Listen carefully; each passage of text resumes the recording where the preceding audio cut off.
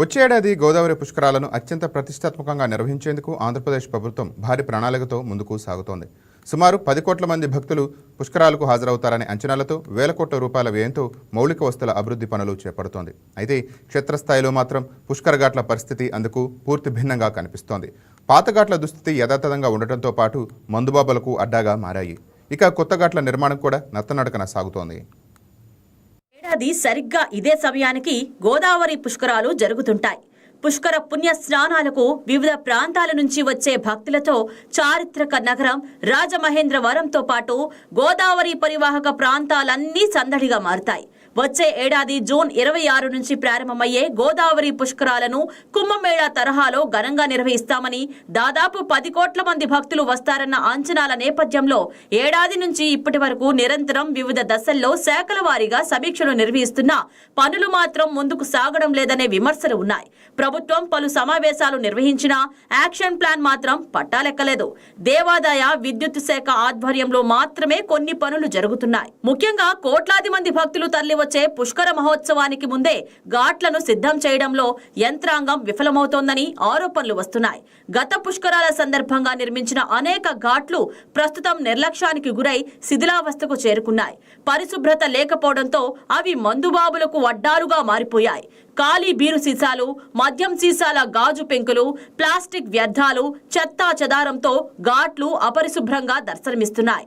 పుష్కరాల కోసం వచ్చే భక్తులకు ఇవి తీవ్ర అసౌకర్యంతో పాటు ప్రమాదకర పరిస్థితులను సృష్టించే అవకాశం ఉందని స్థానికులు ఆందోళన వ్యక్తం చేస్తున్నారు.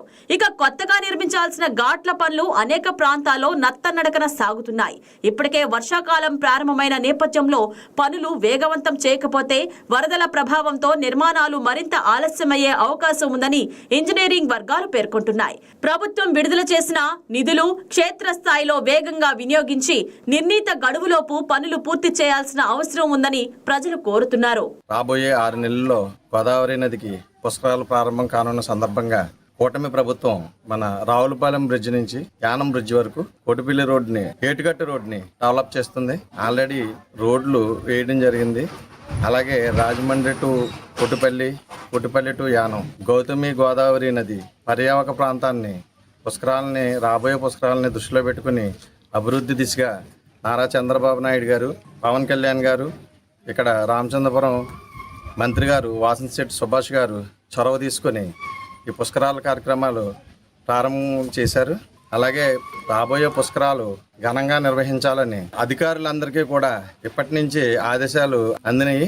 రేపు పుష్కరాల్లో రాబోయే భక్తులకి ఏ విధమైన ఆటంకాలు కలగకుండా ఇటు పంచాయతీ సిబ్బంది కానీ, అలాగే ఇక్కడ ఉన్న R&B సిబ్బంది కానీ, స్టాఫ్ కానీ, మెడికల్ డిపార్ట్మెంట్కి సంబంధించిన సిబ్బంది కానీ ఏర్పాట్లు పూర్తి చేస్తున్నారు. అలాగే గోదావరి నది తీరంలో స్నానాలు చేసేటప్పుడు ఏ విధమైన ప్రమాదాలు జరగకుండా పడవలు, నావలు లాంటివి పెట్టి శుభ్రం చేయించడం, నీటిని శుద్ధి చేయించడం, పర్యావరణ ప్రాంత పరిసరాలన్నింటిలో కూడా పరిశుభ్రంగా ఉంచేలాగా వ్యవస్థని ఏర్పాటు చేయడం జరిగింది. గతంలో కూడా మాకు తెలిసి 3 పుష్కరాలు చంద్రబాబు నాయుడు గారు గవర్నమెంట్లోనే జరిగినాయి. ఈ పుష్కరాలు కూడా చాలా వైభవంగా జరిగినాయి. గతంలో ఆయన ఉన్నంతకాలం ఇక్కడ చాలా బాగా జరిగినాయి, ఎక్కడి నుంచో చెప్పుకోవడం జరిగింది.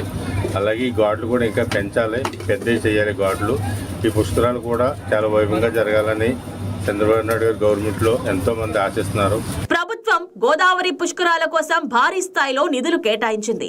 మౌలిక వసతులు, పట్టణాభివృద్ధి పనుల కోసం సుమారు 2,000 కోట్లతో 1660 పనులు, గ్రామీణ ప్రాంతాల్లో రహదారులు, ఘాట్ల అనుసంధానం, పరిశుభ్రత కోసం 1080 కోట్లతో 1140 పనులు, విద్యుత్ మౌలిక వసతుల కోసం 485 కోట్లు, దేవాదాయ శాఖ ఆధ్వర్యంలో 43 దేవాలయాల అభివృద్ధికి తొలి విడతగా 51.79 కోట్లు మంజూరు చేసింది. ప్రస్తుతం ఉన్న 288 ఘాట్లకు అదనంగా 237 కొత్త ఘాట్లను నిర్మించి మొత్తం 525 ఘాట్లుగా అభివృద్ధి చేయాలని ప్రభుత్వం లక్ష్యంగా పెట్టుకుంది. అంబేద్కర్ కోనసీమ జిల్లా, తూర్పుగోదావరి జిల్లాలకు ప్రత్యేక ప్రాధాన్యత ఇస్తూ 150కి పైగా ఘాట్ల నిర్మాణం చేపట్టాలని నిర్ణయించింది. తొలి విడతలో 211.97 కోట్లతో 132 అభివృద్ధి పనులకు ఆమోదం ఆమోదం లభించింది. ఇందులో ఘాట్ల మరమ్మతులు, నదీ తీర రక్షణ గోడలు, కనెక్టివిటీ, రహదారుల అభివృద్ధి వంటి పనులు ఉన్నాయి. ప్రభుత్వం గోదావరి పుష్కరాలను కేవలం ఆధ్యాత్మిక వేడుకగా కాకుండా గోదావరి జిల్లాలు, ముఖ్యంగా కోనసీమ ప్రాంతంలో రహదారులు, రేవులు, పర్యాటక రంగం, శాశ్వత మౌలిక వసతుల అభివృద్ధికి అవకాశంగా మలచాలని లక్ష్యంగా పెట్టుకుంది.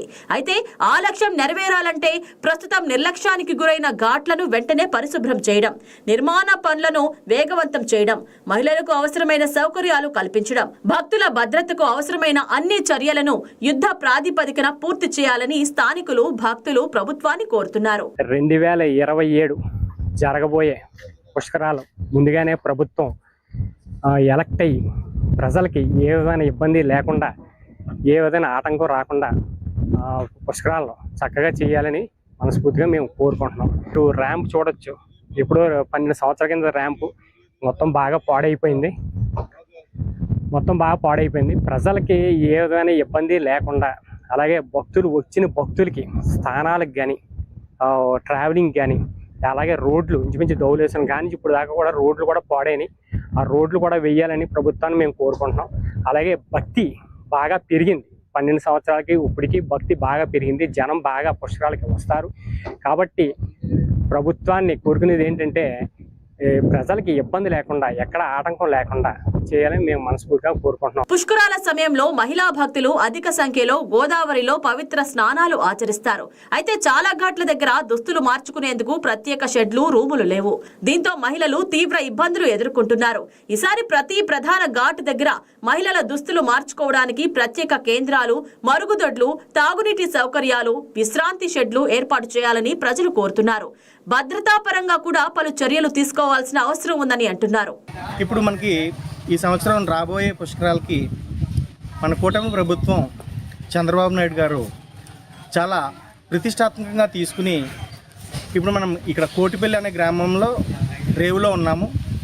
ఈ రేవుని పునరుద్ధరించడానికి చాలా ప్రణాళికలు చేస్తున్నారు. ఇక్కడ మా మినిస్టరు వాసంశెట్టి సుభాష్ గారు కూడా ఇక్కడికి వచ్చే భక్తులకి ఎటువంటి ఆటంకాలు లేకుండా ఇక్కడ అన్ని సౌకర్యాలతో వచ్చిన భక్తులు ఇక్కడ వాళ్ళ పుణ్య స్నానాలు చేసుకుని వాళ్ళ ఇళ్ళకి సుఖంగా వెళ్ళే ప్రయత్నాలు ఎన్నో చేస్తున్నారు.